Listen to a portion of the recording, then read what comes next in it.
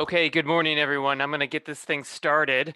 Welcome to today's event, which is the Rails Online Roundtable DEI Programming During a Pandemic. I am Dan Bostrom from Rails. Member Engagement Manager is my title. I'm very excited about this event. We have Courtney Tedrick from the Wheaton Public Library today, who's graciously agreed to do just a brief presentation for us, and then she's going to lead us with some discussion questions, which I think will be very informative. So here is today's agenda for you. So we're going to do some introductions and welcome. I'm going to talk a little bit about Rails resources in the area of DEI, EDI, and I'm going to kind of use those terms a little bit interchangeably if you're not familiar with what they stand for. It's diversity, equity, and inclusion, or equity, diversity, and inclusion.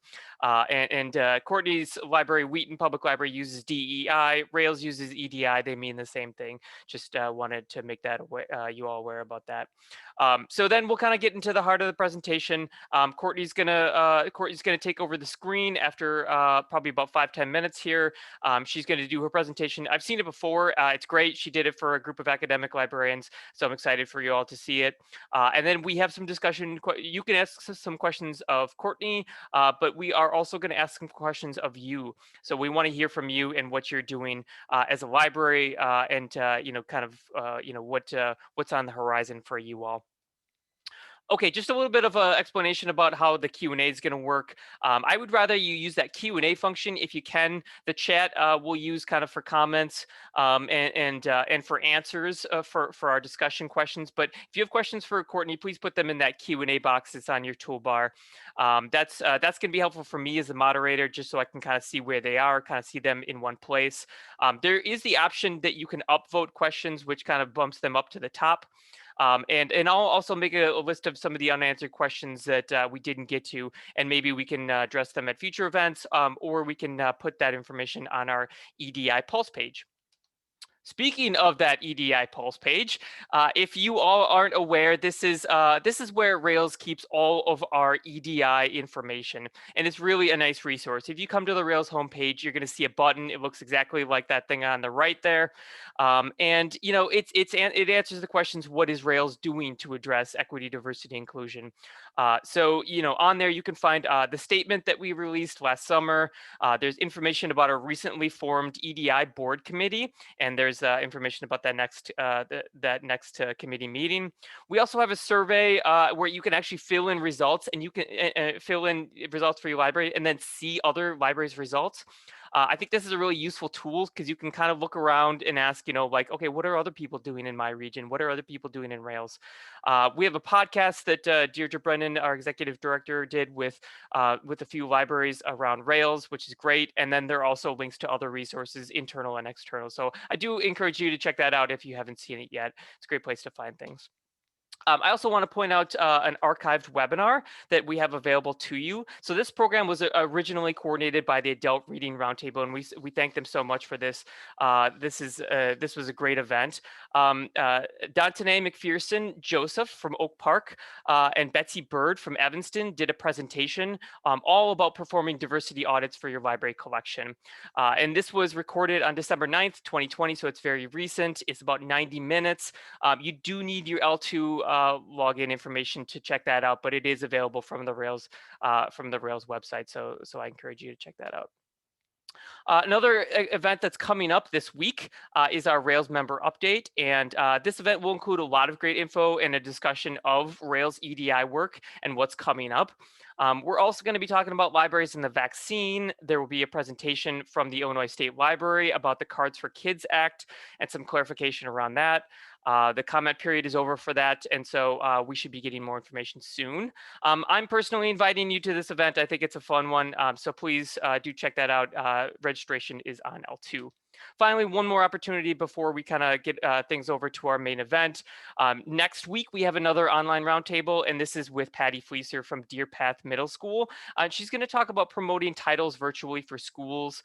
She'll talk about kind of getting creative, using videos, Bitmojis, to kind of link to materials in her catalog.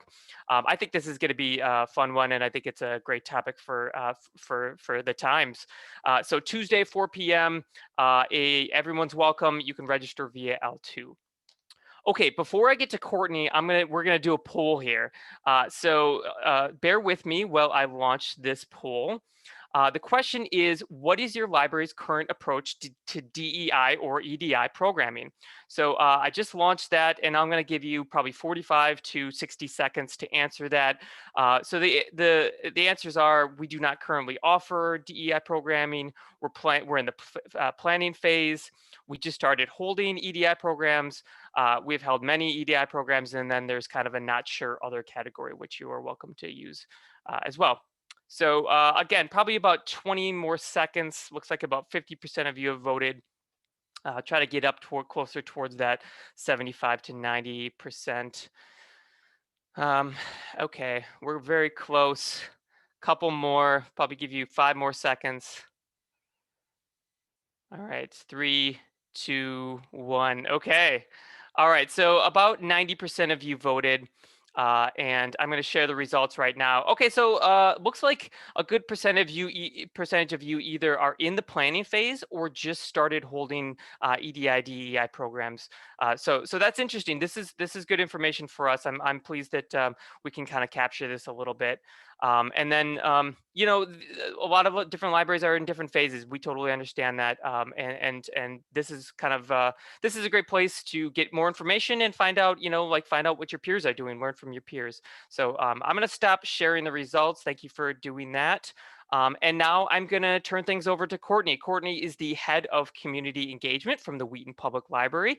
Courtney, I am going to stop sharing my screen and invite you to share yours. Okay, thank you. Let me adjust my screen here.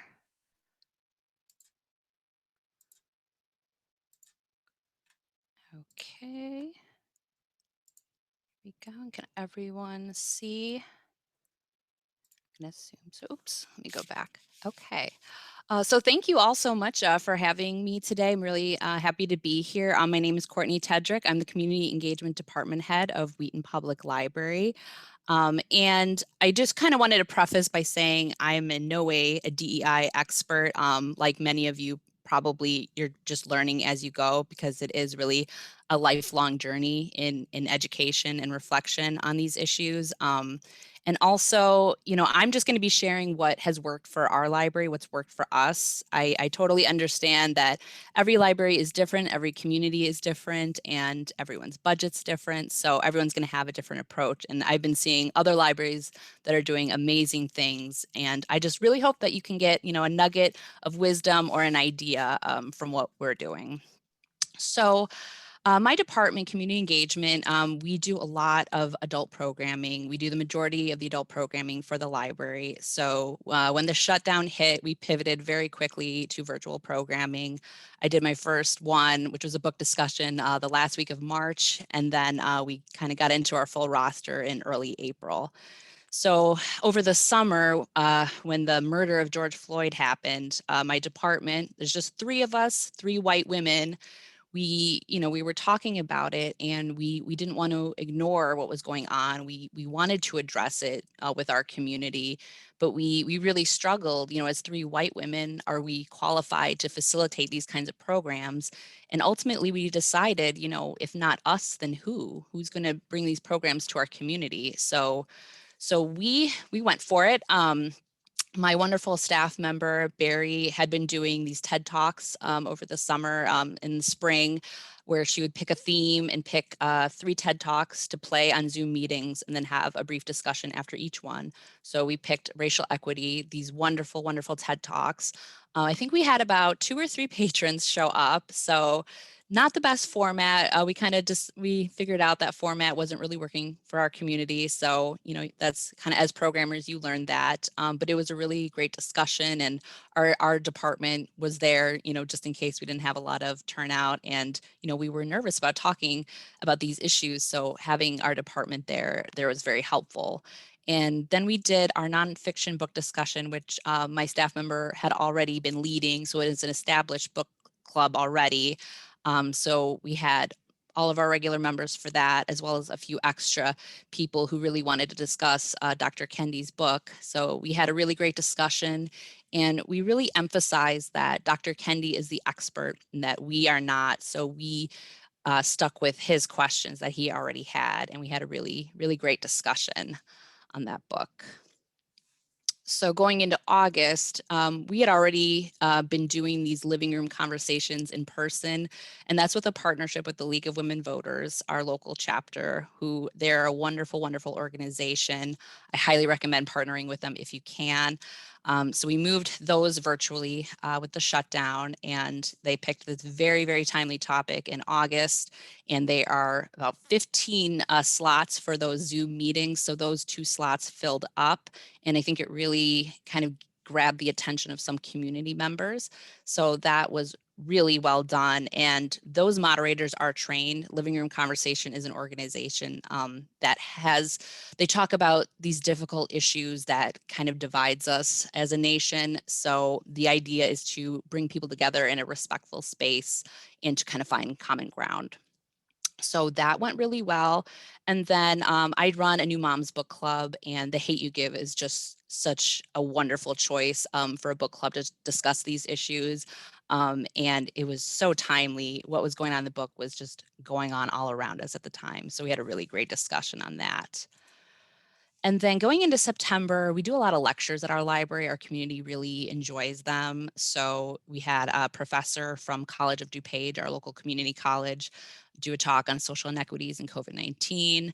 And then we had the wonderful Clarence Goodman give a lecture on Dr. Martin Luther King Jr.'s time spent in Chicago. And I learned so much from it.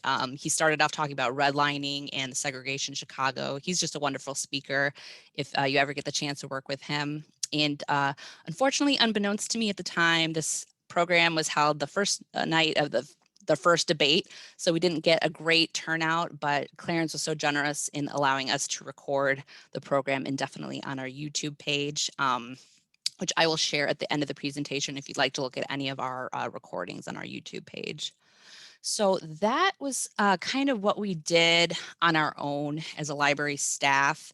And then kind of along this time, we got an email from one of our city council members saying, she attended the living room conversation. So these programs are great. Can we continue the conversation and do more? And that email was to my director, who forwarded it to me and said, what do you think? And I said, I'd absolutely love to do more. So I'll talk to her.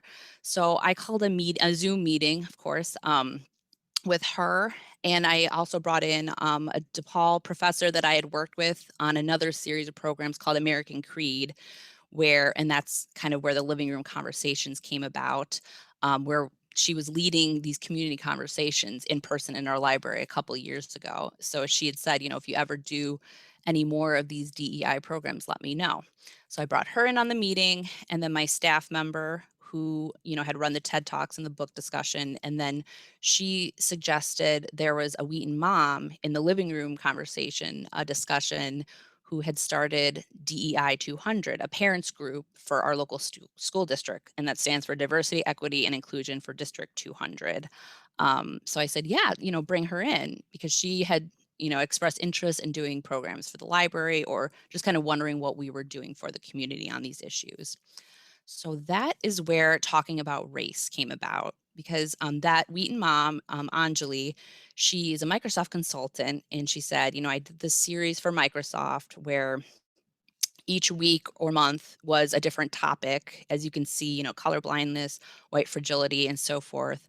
So she would give a brief overview at the beginning, and then it would go into a panel discussion. And she said it worked really well for Microsoft, and would, that work for the library?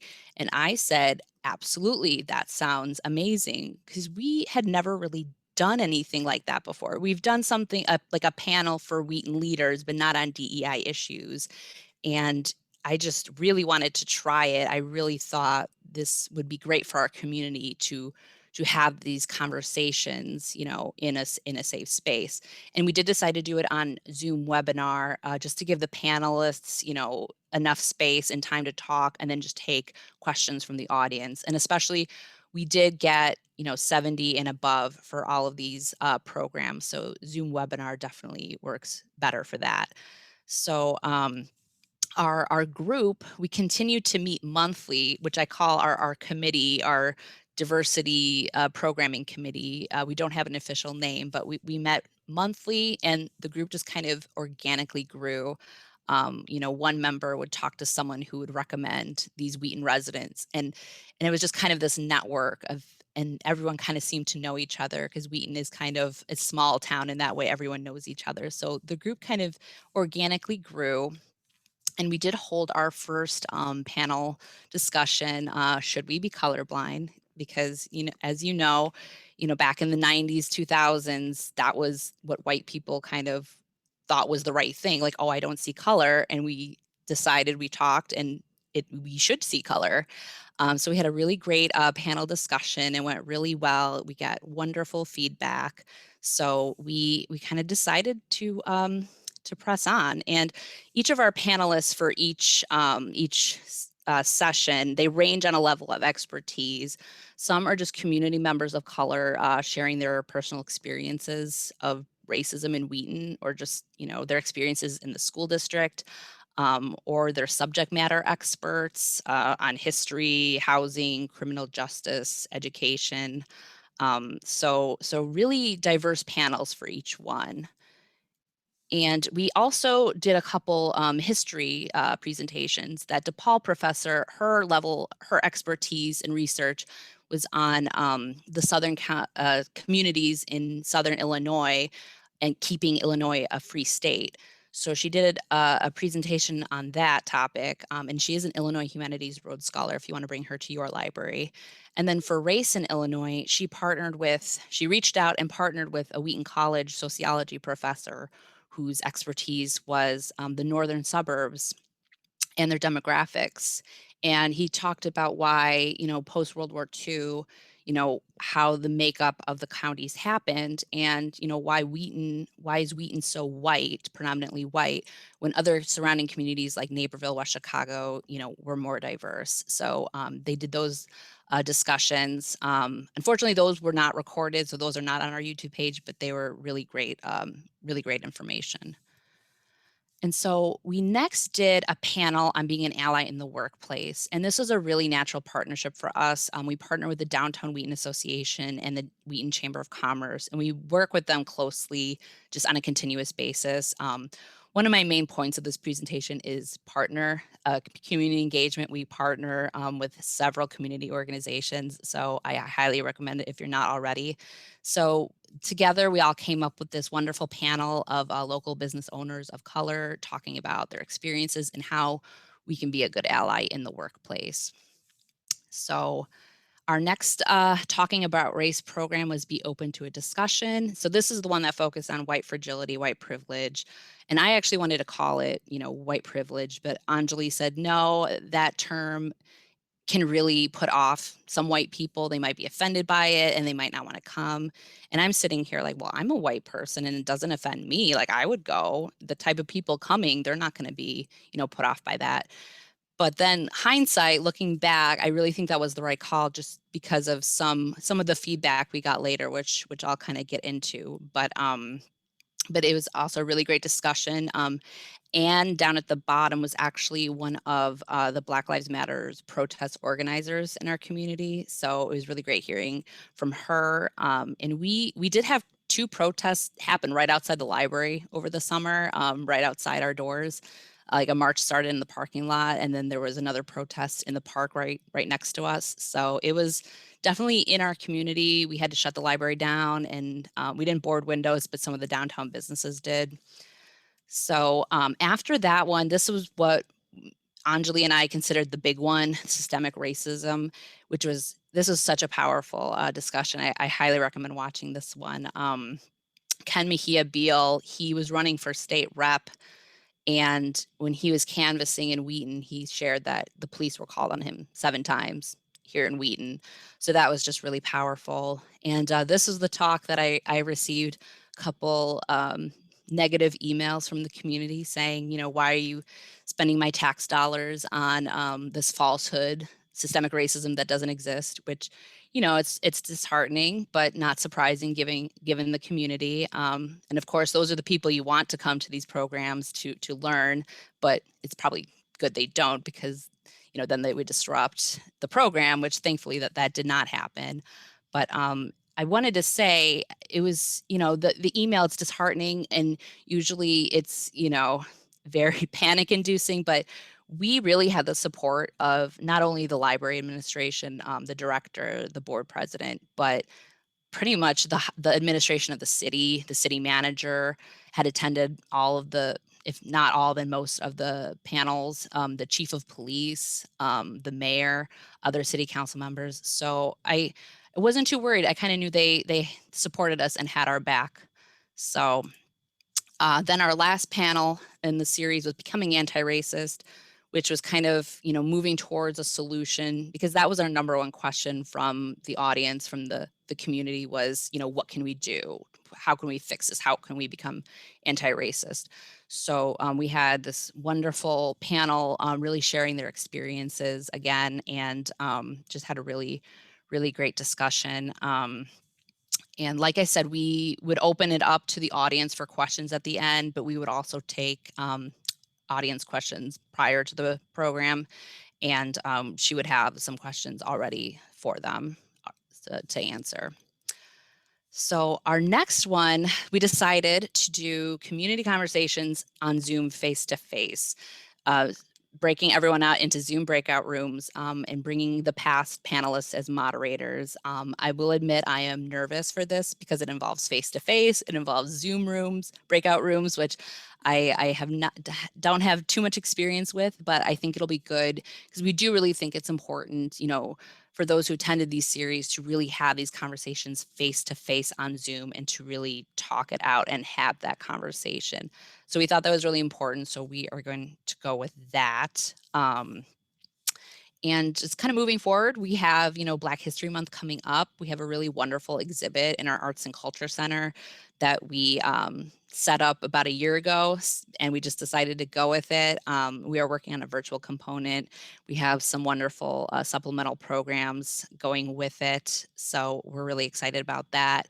And we do have a panel discussion planned for March with Wheaton city leaders discussing DEI issues. So we have the city manager, the chief of police, the library director, the school district superintendent on a panel to talk about these issues. So we're working on that. And then next month, we have a meeting to plan Juneteenth programs, because we're going to start early, because we've never really done any programs around Juneteenth. And we really feel it's important to educate the community on celebrating and honoring Juneteenth. So we're really excited for that. So this is the part where I hope I can help and give any advice. So my first advice, start small. That's what we did. I'm sure every library did a book list this summer or a reading list on social justice books. So with Black History Month coming up, it's a perfect opportunity to do a display or a book list on those wonderful books, or holding a book discussion, especially if you already have an established book club. Pick one of those wonderful titles to talk about, those experiences with your book club. And if you're a children's librarian, story times are a wonderful way, or a history lecture, or just any kind of program that discusses these issues that, you might already be doing. And then get support. Talk to your manager, talk to your director and your board, and make sure that they are behind you and supporting you, because again, next point, prepare for the worst. Not everyone is ready for these conversations. And you do really have to look at your community and see, is this something they want or need? Because with Wheaton, right off the bat, I wouldn't have known that. But now doing these programs, the feedback we've received, they really, really needed these conversations and this discussion. And of course, partner. The community engagement in me is all about partnerships. We love our community partners. I very rarely say no if someone wants to partner with us on something. But how do I get started and who do I reach out to? Your city or village leaders, city council members, your mayor. If you don't have these contacts, talk to your director or your board, because they might.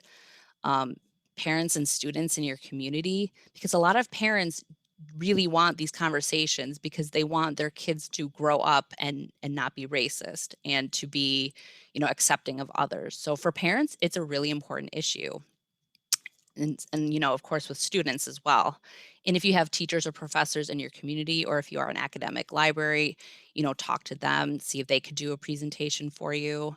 You know, your colleagues, your fellow librarians, your board of trustees, community organizers, business owners, your obviously your patrons, because you might not realize your patrons have a lot of resources and a lot of connections if you just talk to them. And of course, community organizations and nonprofits, which I put some here. You know, NAACP is, you know, probably the number one. I know that they're probably very, very busy right now. We've had a hard time getting in touch with them, but I know that they are working with libraries. So that's a really great place to start. And as well as the League of Women Voters, they are amazing. And our chapter has been so supportive and such wonderful partners. So I recommend reaching out to them, because this is an issue that most league chapters are very passionate about. And then I listed some organizations here, including Rails, the page that Dan mentioned earlier. I haven't worked too closely with these organizations yet. I hope to. I did speak with a couple board members of Together is Better Alliance, and I know that they are definitely looking to partner with libraries. So definitely feel free to reach out to them. So with that, I think that is it for me. I really want to hear what you all are doing. And I have our YouTube page at the bottom, wheatonlibrary.org/DEI has all of our DEI recordings. Awesome. Thank you, Courtney. I'm very interested in this pizza and social justice organization. It's only 10:30 in the morning, but you're already making me very hungry. So Yes, uh, awesome. Great presentation. What I'm going to do now is I'm going to start sharing my screen again. And oops, I didn't do that correctly. Okay. And when I do, I'm also going to launch a poll. Okay. So here we are.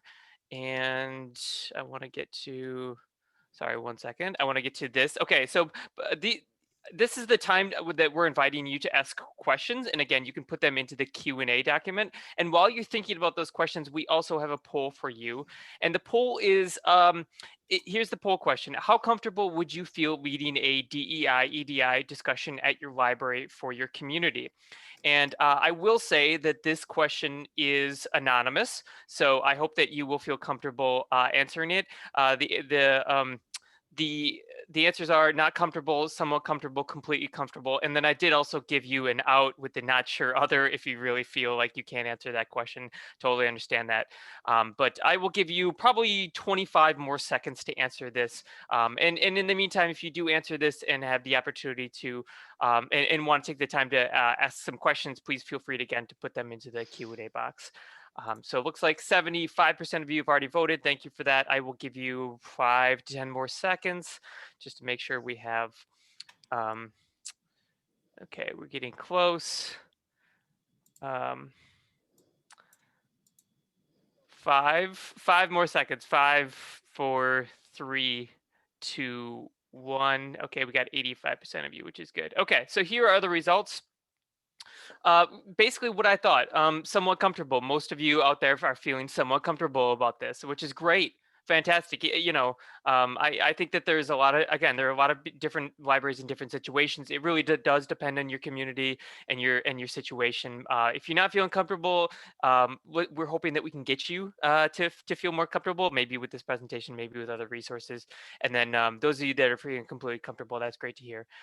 Okay, wonderful. All right, so Courtney, I see a bunch of questions in the Q&A box, so I'm going to start. There are a couple just that I'll kind of just brief sort of business questions. One, Ryan asked, will there be information posted on the Rails EDI Pulse page with information about how to organize talking about race program like this? And yes, Ryan, we will link to the this recording, and also Courtney, if you wouldn't mind sharing your slides, a couple of people have asked about that as well. Yep, awesome. absolutely.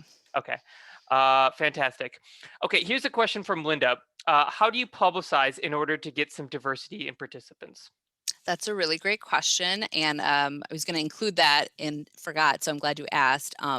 So for these programs, I definitely went a little above and beyond with marketing on social media. We put everything on social media, Facebook events, but for these, I actually went into the Facebook groups of Wheaton, especially Wheaton moms. For anyone in the area, it's this giant monstrosity of a Facebook group of Wheaton moms. And, like I said, this is so important to parents. So I actually felt it was really important to post on there. And again, going back to partnerships, the more you partner, the more marketing you get because your partners share with their followers. So that in of itself gets a whole new group of program attendees, because I could tell with these programs, these were not our everyday, patrons that come for a history lecture. So that's, the Facebook groups helped. Some libraries use post on Nextdoor. So I definitely went a little above and beyond just because I thought these were so important for the community. Yeah, yeah, I like that, and knowing the established channels in your community is really important, I think, for getting that word out. Great. Okay. Mary asks, did Wheaton do any programs aimed specifically at children or young adults? Um, for DEI issues, not that I can think of. I know that for Black History Month, the Children's Department are doing read alouds of books featuring Black authors and Black characters, and they did a Martin Luther King Jr. story time. But for children and teens, teens are a hard enough audience to get in of itself. So I don't think they have done anything yet. Yeah, you're right about that. Teens are a difficult audience. Okay, I'm gonna field this next one. It's from anonymous. Are any libraries outside having professional help coming in to talk to library staff about EDI, DEI? If so, will you provide names and resources available for other libraries to seek out on Rails? Yeah. So that one thing I will say is to anonymous is there is that survey on the Rails EDI page, and that is one. I think that is one of the specific questions it asks, like, what are you doing? Are you having outside professionals? If you do, that's a great place to find people. I will also say, there's a link to the EDI email list. There's EDI at list.railslibraries.info that you do need to subscribe to, but that's a common question on that Rails EDI list is, do you have a person coming to talk to your staff? Are you hiring a consultant? I will also acknowledge that, some libraries don't have the funds and aren't able to bring a consultant. We understand that. There will be some Rails training that I think is going to be available this spring for libraries around EDI programming and also just what your library staff needs to know on these issues. So there's going to be more to come. Please subscribe to the e-news if you're not already. Subscribe to that EDI email list. There will be more information there. But if you're looking to kind of cultivate that information, you can also use the fast facts surveys on the Rails website for that information. And there might already be one on kind of like working with a consultant around these issues. So that's just there's a lot of ways to answer that question is what I'll say. Okay, let's see here. Courtney, another question for you from Carly. Courtney, how much was your budget for your community conversations? Did you pay the moderators a set amount? This is another great question. It was difficult just because my budget was slashed in half last year due to the pandemic, which some of yours might have been. But I did offer them honorariums. I offered the panelist $50, which I know is not much, but with a slash budget, that's all I could do. And then the facilitators, I offered $100. And not everyone except took it, and some were affiliated with other organizations, so they didn't feel the need to. But I do think it's really important, if you have a budget, to offer some kind of payment for gratitude of their time, because it is really it's appreciated. And I do feel that especially if you're asking a person of color to educate your white community, your white audience, then it is really important to offer them some kind of thank you or honorarium. But I understand not every library has a budget or much of a budget, so I would say offer what you can. And if you can't offer anything, just say, I'm so sorry, I have no budget, because a lot of them, especially in your community, are willing to do it for free. So Yeah, I think that's good. And don't bank on that, but if your situation calls for it, yeah. Okay, Lorena asks, has Wheaton had any programs for children focusing on race? I'm planning one for my library in the future and would like any tips if you have any or resources for parents. So like I said, I don't think our youth department is quite there. Somebody mentioned, I saw in the chat that about the Together is Better Alliance. I was talking to one of their board members, Bruce, and he said his wife had come up with a program on raising or raising anti-racist children. And I was really interested in that. So I know that there are programs out there. We haven't done them yet, but I do kind of consider these programs, for parents because they are in partnership with a parents group, DEI 200, and a lot of parents did attend because it is so important to them to, raise anti-racist children. So we're working on that. We actually were talking about with the committee of doing a program for teens where like the talking about race, but with teen panelists and moderators. But we're still kind of developing that. And I hate to say it, but Anjali even said, my kids, I don't know if they think the library is cool enough to do something like that, which I took offense to, but it's their program. But that was something we're talking about. We're even talking about, bringing in speech team members to, give a 10-minute speech on a DEI issue, but then inviting the community to, learn from it and then discuss it. So we're definitely, talking about these things. That library not being cool enough is deeply wounding, I know. and also maybe slightly. It's tough, it's just tough to hear, is what it is. Yeah, Um, agreed. okay, okay. So I also want to note our time here. Looks like we almost at the 40-minute mark, and I do want to get to our discussion questions for you all because this is going to be an opportunity for you to tell us what you are doing. So if I don't get to your question here, I apologize. I don't want to hold Courtney hostage the entire time. I'd like to kind of get your feedback on what you are doing because some of these questions have already kind of addressed that. So let's do two more and then we're going to move on to our discussion questions. Courtney, Janice asks, how did you cultivate staff buy-in? Was there much education required and how long did it take? Thanks, great info. At least with my department, I didn't really have to convince them. They're both really passionate about these issues and just willing to work with me on them. And just so that wasn't really an issue. If anything, they, helped educate me.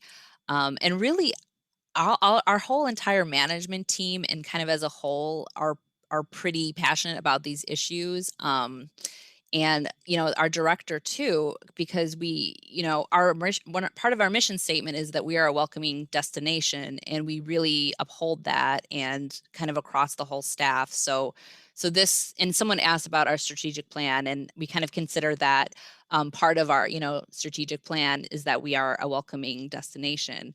And we actually did, last year was our very first, for this library, our first LGBTQ book display. And it was kind of a big deal. We had to get board approval. And of course, we got some complaints because it's Wheaton, but and that just kind of shows that this library and community has come a long way. And this past summer was the first time for this community that there was a Pride Week this June. So we're getting there, but it's a lot of changes for this community and for this library.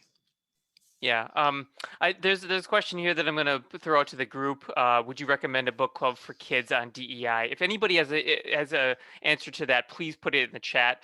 You can also, there is also the way that you can type an answer straight into this Q&A box, but I would prefer if you put it in the chat just so everyone sees it. Remember to use all panelists and attendees in the to field just so everybody can see it. If you used all panelists, it just goes to Courtney and myself. Okay, so last question here, Michelle, and I'm sorry for everyone else that asked a question and I didn't get to. Do you promote the DEI programs in your newsletter? If so, do you highlight these DEI programs in your newsletter with a marker of some sort, similarly to cardholder or reservation only markers? We do not. What we've been doing, we haven't really done a newsletter in a few years. We would mail out a postcard, and we do in-house program guides. So we do just list them there with everything else, just because we have so much. But our DEI programs definitely get a little bit more attention just because we partner so much and promote them out into the community. But that is a really good idea. And we did recently divide up all of our YouTube video recordings into categories, including the DEI ones. And we created that vanity link so that you can just go straight to it. And we are definitely working on promoting this to the community for those who weren't able to attend the program so they can watch the recordings and get that. Yeah, nice. Okay, so we are moving on to our discussion questions, and we have 5. We're going to take them one at a time, just so you're not overwhelmed. And what I'm going to do is I'm going to also type these into the chat box. You'll respond in the chat box, and you can see that I have Q1, Q2, Q3. If you would put A1 before your answer, that would help significantly, just so we can sort of organize them a little bit. So my first question is, what DEI programming has your library already done in the past and then since this summer? So I'm going to type this into the chat. And while you're answering, maybe we'll take one more of the questions for Courtney, just so you can have time to sort of type here. So I'm going to go back. Let's see here. Okay, so Leona asks, are there any plans to extend your DEI programming to include other diversity groups such as LGBTQ+? Has anyone done this yet? And Courtney, actually, you mentioned the book display, the book list. Is that part of your plans? Is there anything else you want to mention on that? Well, that's a great question. Hey, Leona. So we definitely are talking about this in our committee, that community committee I was telling you about, just because we were really focusing on the race issue, just due to what was going on last summer, and it's such an important issue. But we're talking about, do we want to expand into LGBTQ issues and, things like that, or even like Women's History Month, women.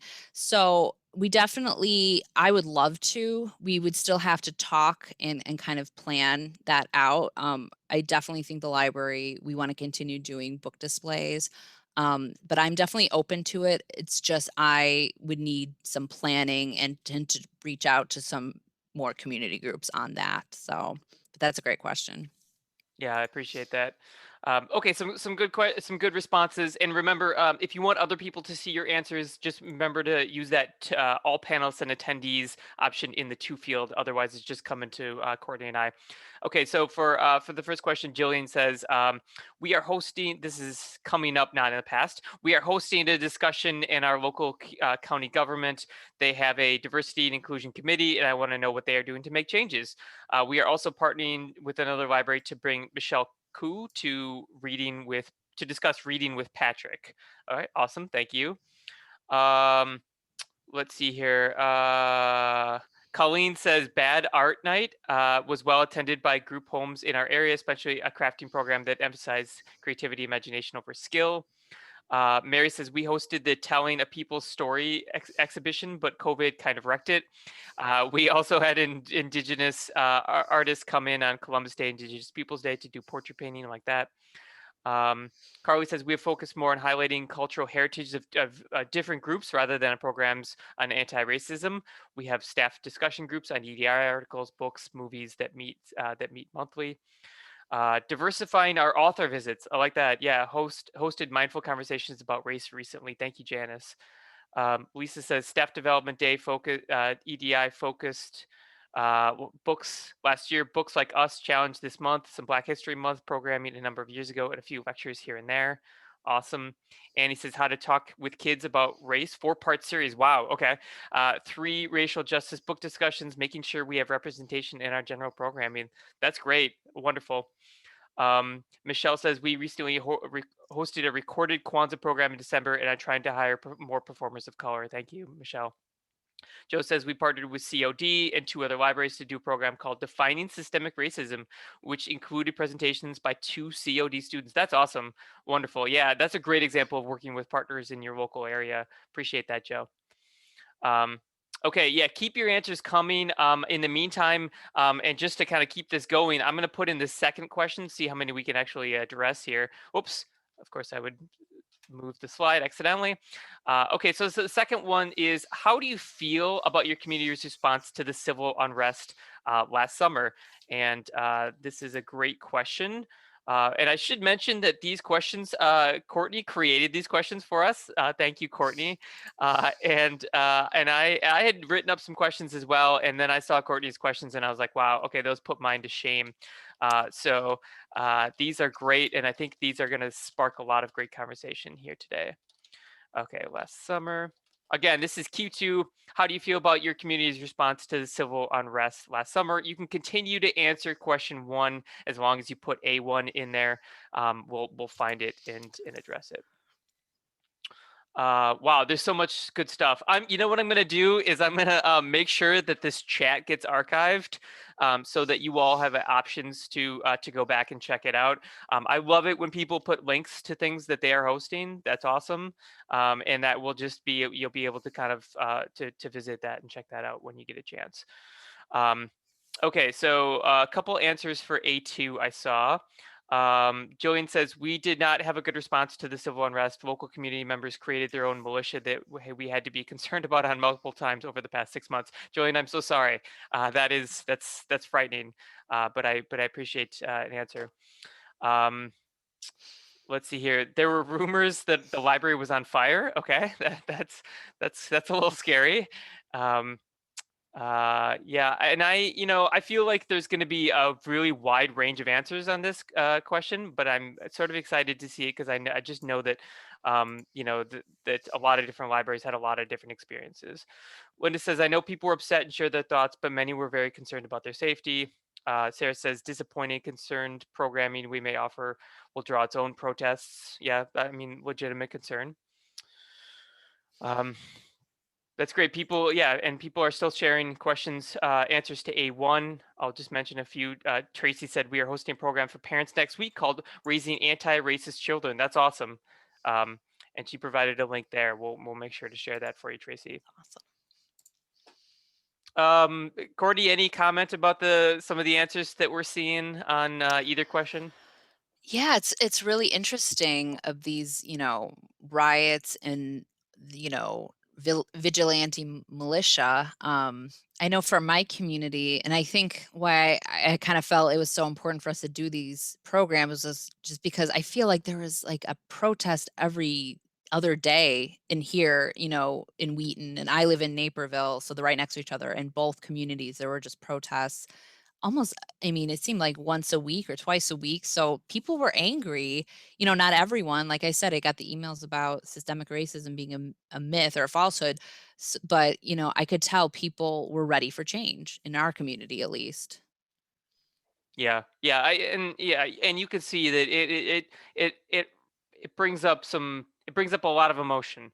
And I just like the fact that I think a lot of libraries are some libraries are prepared for that, and some libraries are ready for that. Some aren't, and I understand that. So yeah, thank you for everyone's reaction. A community next to ours had a Black Lives Matter protest, which was very peaceful and probably one of the few protests in its history. It went smoothly, but the city responded badly by boarding up the entire downtown area. It was embarrassing to see that they felt like they would be rioting when it was so peaceful. Small gatherings at a courthouse in Rock Island County, some peaceful demonstrations on the Iowa side, which were unfortunately marred by violence. In at least one case, our United Way hosted an ongoing self-education series on racial equity. No demonstrations around the library. Very well-attended protest. Awesome. Our community did not respond well. We're very rural, and there were rumors that Black Lives protesters were going to attack the town. There was a small group of teenagers who protested and chalked the sidewalks. With positive, loving words for the Black Lives Matter movement. Wow. Okay. So many different responses. Positive, negative, rumors, truth, facts. So I'm seeing a lot. This is great. Thank you so much for everyone for responding. We're going to move on to a third question and keep the answers going to question 2. Third question is, how do you think that your community library would benefit or react to DEI programming. So, and this is hypothetical, but this is also, how have they react? What have you seen in terms of people reacting to the programs that you offer around this area? I wanted Um, to answer a question that came in the chat about yeah, how did you respond or handle the emails about the complaints? And I just wanted to say I did not respond. One of them actually was sent to city council and was forwarded to me by my director. So that was kind of to them, but just kind of letting me know. And it was a long email about, why it's a myth and how, Joe Biden didn't win the election. So, I'm not sure if they responded to that, but I didn't feel too worried about it. And then the one I got, it was just one simple statement. And, those kinds of responses, I don't think were even worthy of a response just because you're not going to change their mind. And I mean, if it escalated, then obviously we would have handled it differently, and I would have gone to my director, and the board president and talked that out. yeah, yeah. Great, good response. Yeah, and I'm glad that, and thank you for catching that question. I'm sorry that I missed it. But I think, but no response is sometimes the best response. Yeah. If those of you who do social media, sometimes if you get a certain comment, it's just you don't let it be. So stand up and go for a walk. It's yeah, sometimes the best one. yeah. I want to mention, I want to thank Karen Nelson for putting in that link to the upcoming training. That's a library journal event coming up in March. Thank you for putting in that. That's great. Yeah. If anybody else has has other events or other resources you want to put in here, that's great. The more the merrier. I think everyone will benefit from it. Um, the nice answer from Jillian. She says, "I think everyone can benefit from EDI programming. I'm not sure we would get a ton of attendance. We are a small library, so sometimes a library nearby with the same program gets more attendance than we do. But I think we will keep offering programming like this. I think as long as we keep offering programming like this, everyone will benefit. All we can do is to keep trying, make the community aware that this is an issue, and open a conversation about how it affects our community." Could not have And said it better myself. I wanted to jump in for those with lower attendance. I've kind of noticed a trend lately with virtual programming with library programmers of partnering with your nearby libraries and kind of joining forces. And especially that helps with, budget issues, paying speakers. Because you can partner and, advertise, market it to both communities and hopefully get a bigger turnout. So that's something that you could try as well. Yeah, I think that's a great idea, and we're seeing, I mean, just on the email lists that I've subscribed to, we're seeing more and more participation and taking that approach, which I think is great, and even some examples from people here saying that they've worked with partner libraries and also schools and other things like that. Courtney, I also wanted to say that I think it's awesome that your director and the head of the schools for your community are willing to go and be part of a panel as well, to talk about those issues. I think that Yeah. shows a big time buy-in and a big Mhm. time responsibility from people in the community. I think that's wonderful. So um, okay, keep answers coming for that third question, which was, how do you think your community library would benefit and or react to DEI programming? We have about 5 minutes left, so I am going to put in another question just to kind of keep things going. What community partners can you identify that you could reach out to for help or program content? I know that Courtney's mentioned a bunch here, but again, each community is different. You might have different people that you want to work with. So who would you work with in your community that you could reach out to for help and or program content? Um, oh, also, you know what, Courtney, I wanted to go back. Well, actually, okay, that looks like that question was eventually answered. There was a question from somebody about who the DePaul Oh, university professor was that was presenting with you. yeah, Would you mind? Dr. Caroline Kissel. Okay, right, yep, right. And I think you had a slide with her name in there, so so that's great. Yeah, she was one of the panelists. But yeah, she does that talk for the Illinois Humanities Rhodes Scholar. So she's on there if you want to hire her for your library. I think it's a Awesome. very small cost of like $75, and I think they waived it for the pandemic last year. So Oh, wow. yeah, but great speakers on that website if you need Okay, new cool. programming ideas. Yeah, great. Okay, just a few, answers for question 4. Working with other libraries, local community college, business association, school district. Um, let's see here, partnering with the village. Um, Other suggestions. Yeah, that's good. All good places to look, I think. Courtney mentioned the again, I'm so curious about that pizza and social justice organization. Yeah, they I haven't worked with them. I kind of heard of them a couple years ago. I met with one of the members actually after that American Creed program, and what it is, it's just a community group. I don't know if they're even an official nonprofit. They might be now, but they meet on like a monthly or even bi-monthly basis, where they eat pizza at someone's house or at a church, and talk about social justice issues, or they watch a documentary. And I know a couple years ago they had an event for the Long Shadow at one of the local schools, and so they were kind of in tune with that film. And now we are partnering with all these other libraries. I'm sure some of you are in attendance here, to offer the streaming of the Long Shadow for a week in February, and then invite our communities to attend the live Q&A. So another great example of partnering with your fellow librarians and libraries. So Yeah, it's one of the uh, it's hard. I shouldn't say coolest things. It's one of the interesting things that have come out of the pandemic, right? It's actually brought some libraries closer together in some ways, to do stuff like that, and to and to see the ability to offer programs online and things like that as being just a great way to cooperate and great way to benefit everybody. So, um, okay, first of all, I want to address Jennifer's comment. Jennifer asked, will the chat be available once this ends? Yes. What I'm going to do is I will do 2 things. I will archive this chat as a Word document that you can download, and I will make it available from the EDI Pulse page, so anybody can access this along with the video. So the video will live on the Rails YouTube page, but there will be a link to the EDI page.